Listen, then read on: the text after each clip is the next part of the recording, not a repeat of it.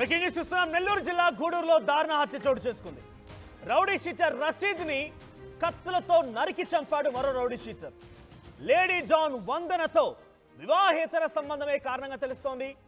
రషీద్ ను rowdy sheeter Venky చాలా దారుణాతి దారుణంగా కత్తులతో పొడి చంపాడు.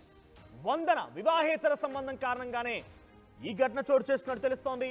లేడీ డాన్ వందన వివాహేతర సంబంధం కారణంగానే రౌడీ షీటర్ వెంకీ రషీద్ ని హతమార్చాడు. రషీద్ హత్య పైన పోలీస్ స్టేషన్ ఎదుట బంధువులు ఆందోళన వ్యక్తం చేస్తున్నారు. నిందితుల్ని చూపించాలని పిఎస్ ఎదుట బంధువులు బైఠాయించారు. లేడీ డాన్ వందనతో రౌడీ షీటర్ వెంకీకి అఫైర్ కొనసాగుతోంది.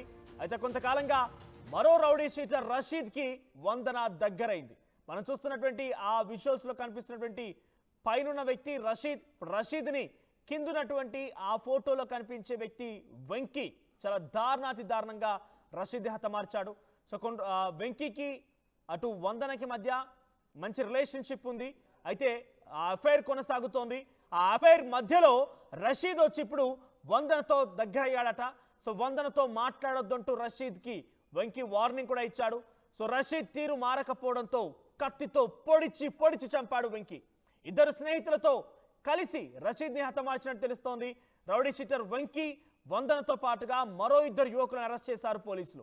సో ప్రస్తుతానికి నెల్లూరు జిల్లాలో ఈ ఘటన చాలా దారుణంగా చర్చనీయాంశంగా మారింది. పైన కనబడుతున్నటువంటి ఫోటోలో కనిపించేటువంటి ఆ మహిళే వందన.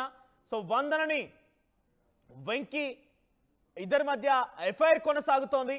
అయితే వెంకీకి వందనకి మధ్య ఎఫ్ఐఆర్ లో రషీద్ ఎంట్రీ ఇచ్చాడట.